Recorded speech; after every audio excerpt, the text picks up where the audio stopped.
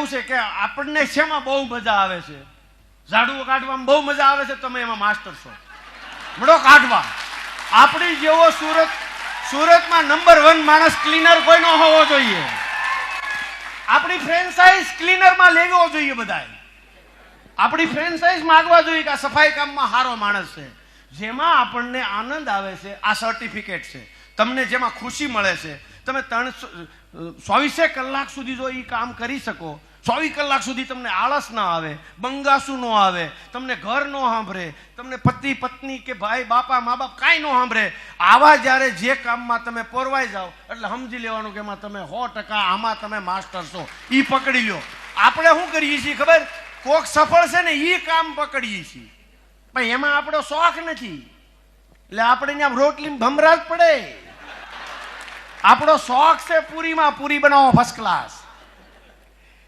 મૂળ વાત એવી છે કે કોઈની ફિંગરપ્રિન્ટ એક જેવી નથી, એક ઝાડ ઉપર 2 પાંદડા એક જેવા નથી, કોઈ કોઈના જેવું થઈ શકે નહીં. પણ દરેક વ્યક્તિએ પોતાની જાતને ગઈકાલ કરતાં જે બેસ્ટ બનાવવાની છે એમાં એને સૌથી વધારે મજા આવે. બીજો સવાલ છે સૌજીભાઈ, તમે પરીક્ષામાં ફેલ થયેલાની વાતો કરો છો, તો જે જીવનમાં નાપાસ થાય છે તેના પ્રશ્નોનો કોઈ જવાબ આપતું નથી, તો એ જીવનમાં જે નપાસ થાય છે એના માટે તમે શું કહેશો? જીવનમાંથી પોતે જ નક્કી કરે છે નાપાસ થાય. જીવનમાં કોઈ દિવસ નાપાસ થાય જ નહીં. કાંઈ પણ મેં તમને કીધું ને કે જીવનમાં નાપાસ પોતે નક્કી કરે છે એ જ થાય છે. જીવનમાં કોઈ દિવસ ભગવાને આપણને સફળ થવા માટે, સક્સેસ થવા માટે જ આપણને અહીંયા મોકલ્યા છે. આપણે ડફોળ બનીએ છીએ, આપણે નક્કી કરી નાખીએ છીએ. ભગવાને કોઈની હારે અન્યાય નથી કર્યો અને ભગવાને કોઈને ઓછી તાકાત નથી આપી, કોઈને ઓછી સમજણ નથી આપી. 2 હાથ નથી ને 2 પગ નથી ને ઈ સ્વિમિંગ કરે છે. તમે યુટ્યુબ ઉપર જોયેલું છે. જેને પગ નથી ને ઈ વિન થાય છે. યાર આપણી પાસે કસાય શું છે? આવો પરિવાર આપ્યો છે, સુરત જેવો સિટી આવ્યો, આવો ધંધો આપ્યો છે, મા બાપ આપ્યા છે, સારી સ્કૂલ આપી, 10મા લગી તમને એડમિશન તો મળ્યું ને બાપાના હિસાબે. યાર હેલો, ઘણાને તો એડમિશન મળતું નથી. યાર તમે કેવી રીતે જીવનમાં નાપાસ? જીવનમાં નાપાસ છો જ નહીં, તમે નક્કી કરો છો. જીવનમાં તમે જો પોતે નક્કી કરશો કે હું નાપાસ છું, આ એક ડેટા દેવાઈ ગયા, આને ડિલીટ થાય એમ જ નથી. ભગવાન આવે તોય. એટલે એવા ડેટા દેતા જ નહીં, મરતે દમ તક ઠેઠ લગી આ હિંમત નો હારે. ભગવાન છે ને જેટલી જાજી મોટી સફળતા હોય ને એટલી જ મોટી પરીક્ષા હોય છે.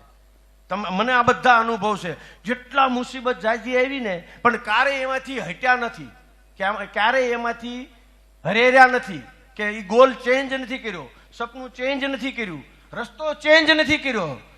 નક્કી કરેલું પૂરું કરવું કોઈ પણ કાળે, કોઈ પણ હિસાબે તો રસ્તા જડે છે. પણ ભગવાન આપણું મનોબળ, આપણને પોતાની પરીક્ષા લે છે. કારણ કે એ પરીક્ષા ભગવાન પોતે એટલે લે છે કે આનામાં કેટલો દમ છે. નપાણિયાને એ કઈ આપી ન દે, પાણીયાળને જ આપે. એટલે જેટલી મોટી પરીક્ષા ને એટલો તમારે સમજવાનું. મેં તો જ્યારે પણ મુસીબત આવી ને તો સમજો આપણું કામ થઈ ગયું. જેટલી મોટી મુસીબત એટલે સફળતા સારી, 100% સારી છે. અને એવું કાંઈ સમજવાની ભૂલ નહીં કરતા કહો મુસીબત નથી આવી, હજી જથ્થાબંધ લાઈન પડી છે મુસીબતની. આપણે આવવા દેવાની થતી નથી, એને એન્ટ્રી નથી. બધા કહે છે કે ગોલ નક્કી હોવો જોઈએ અને એક જ ગોલ પર કામ કરવું, પણ આ ગોલ નક્કી ના થતો હોય તો શું કરવું? ગોલ નક્કી નથી થતો એનો મિનિંગ કે તમારી પાસે કોઈ દિશા નથી, તમારું પોતાનું કોઈ એડ્રેસ નથી. જો ગોલ ન હોય અને નક્કી ન થાય ને તો એ છે ને રેઢિયા ઢોર ને એનામાં બહુ ફરક નહીં. રેઢિયા ઢોર ક્યાં જાય? બધે રખડતું હોય, જ્યાં લાગે ત્યાં મોઢું મારે.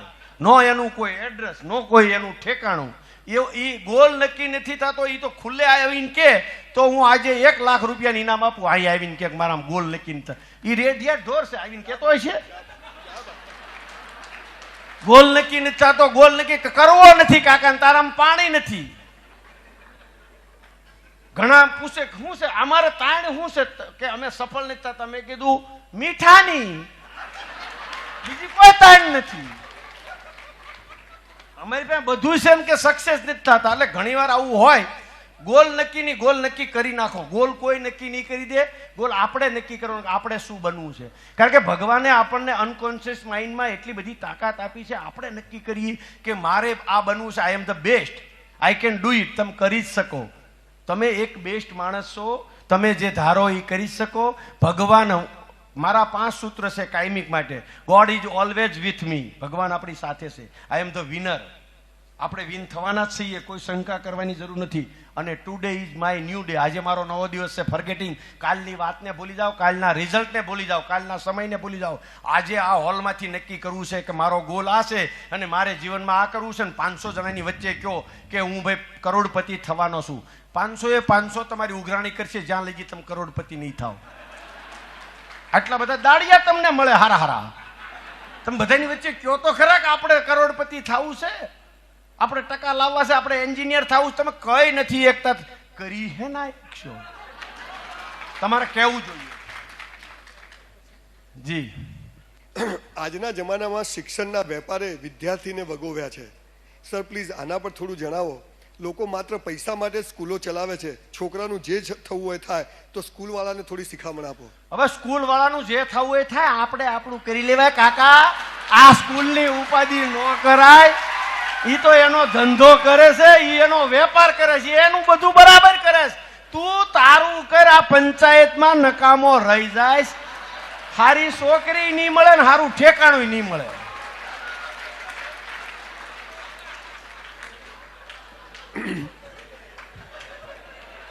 તમે સૌજીભાઈને આવી રીતે જોયા છે કોઈ દિવસ? જોરદાર તાળી પાડો. તમે જુઓ, આખી વાતના પાયામાં શું છે કે જીવનમાં નિષ્ફળતાને પણ સરસ રીતે હસી શકાય છે. અને હસવામાં જ્યારે માણસ પોતાની જાત જોડે કનેક્ટ થઈ જાય ને એટલે જવાબો અંદરથી મળવા માંડે છે. અમારું કામ છે તમને તમારા સુધી પહોંચાડવાનું. એથી વિશેષ અમારું ને સૌજીભાઈનું કોઈ કામ નથી. સાહેબ, હું બધા જ વિષયમાં નપાસ થયો છું. હવે શું કરું? તો બહુ સારી બાબત છે. હવે જિંદગીના વિષયમાં નાપાસ નહીં થતો, તું પાસ જ થાય. કારણ એટલા માટે છે કે મેં પસંદગી કરી, મારે ભણવું નથી. મારા ફાધરને ભણાવવો હતો, મને ગુરુકુળમાં મોકલ્યો હતો. 2 પ્લાન હતા. ભણે તો ઠીક છે, નકર સાધુ બનાવવો હતો કે આપણી 7 પેઢીનું કામ થઈ જાય. હવે હું સાધુ થયો તો હું થાતી તો ભગવાન જાણે.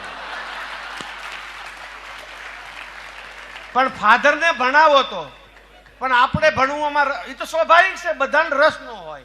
તું સારો માણસ છો, બધા વિષયમાં નાપાસ થયો, તું 100% મારા વિચારનો છો કે આપણે તો તું ખોટો ભણવા ગયો. તારે મા બાપને ગુજરાતીમાં કહી દેવાય કે હું તમને કરીને બતાવીશ. જો મરદનું ફાડ્યું હો તો ભલે બધામાં નાપાસ થયો. ખુલ્લે આમ કહી દેવાય કે હું હવે ધંધો કરીને બતાવીશ, હું મજૂરી કરીશ, તમને લાખ રૂપિયા પાટું મારીને રળી દઈશ.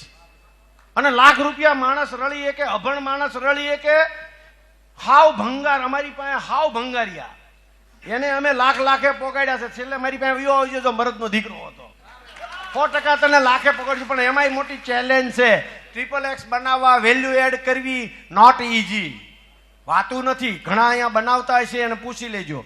પણ આપણા આજે આ દુનિયામાં લાખ રૂપિયા કમાવા એ તો માણસની હાથની વાત છે. અને તમારા બધા પાસે આ તક છે. આપણા આદિવાસી વાળા લોકો પાસે નથી. એક મામા પાસે નથી, મજૂર પાસે નથી. તમારી પાસે તો તક છે. સારી ફેક્ટરી, સારી ગમે ત્યાં તમને તક મળી શકે એમ છે. પણ કરવું હશે તો. ન કરવા વાળા માટે કોઈ જગ્યા નથી અને કરવા વાળા માટે કોઈ જગ્યા બાકી નથી. બધાને હારા માણસ જોઈએ છે. ધંધો કરે છે ને એટલા બધા અમારી નજર છે ને હોશિયાર હારા ટકાવાળા છોકરા ઉપર ન હોય, હોશિયાર છોકરા ઉપર હોય છે. ટકાવાળાને કર કેમ થાય કે હાલો MBA આ થયો કેમ, આની કરતા તો નો MBA થયો હોત એ હારો હોય.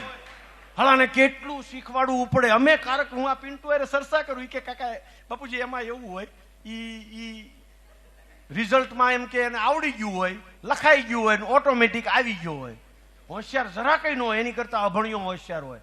એટલે હોશિયારી ને ડિગ્રીમાં બહુ ફરક છે. ટકાવારી ઓછી જાજી આવે બહુ ઉપાધિ નહીં, પણ ટકાવારી આપણી લાઈફની ટકાવારી આપણા હાથમાં હોવી જોઈએ કે આપણે નક્કી કરીએ ને એમાં આપણે વિન થવા જોઈએ. આપણને જેમાં ગમે છે ને એ વિષયમાં આપણે 100%. હું કાયમિક માટે કહું, હું 100% લોકોને મારું આપું છું. લેક્ચર હોય, સમય હોય, જ્ઞાન હોય, સમજ હોય કે મહેનત હોય, મારે 100% જોઈએ છે. એટલે હું 100% આપું છું. આપણને જે ગમે છે એમાં આપણે 100% જ દેવાનું થાય છે. એટલે ભગવાન આપણને 99% આપે જ નહીં, કારણ કે ભગવાન કોઈ દી અન્યાય કરતો નથી. આપણે જેને 100% આપીએ આપણને 100% મળે છે. એટલે આપણો તો ગોલ જ હશે આપણે 100% દેવું છે. 100% જોઈએ છે. ઝાઝુ એટલે દેવું છે, ઝાઝુ જોઈએ છે, સહને ઝાઝુ એટલે કરવું છે. લોકો આપણું સહન કરે, ઘણા કરતા જ હોય ને, કારણ કે ત્યાં હું ગામનું કરું ને મારા ઘરના મારું કરે સહન. એટલે 100% આપણે જે ક્યાંકથી રિવાઇન્સ મળી જ જાય છે. તમે બહાર સહન કરો કે અંદર કરો, ઘણાનું બહાર બહુ હાલતું હોય, ઘરમાં ન હાલતું હોય. હિસાબ તો કુદરત કરે જ છે.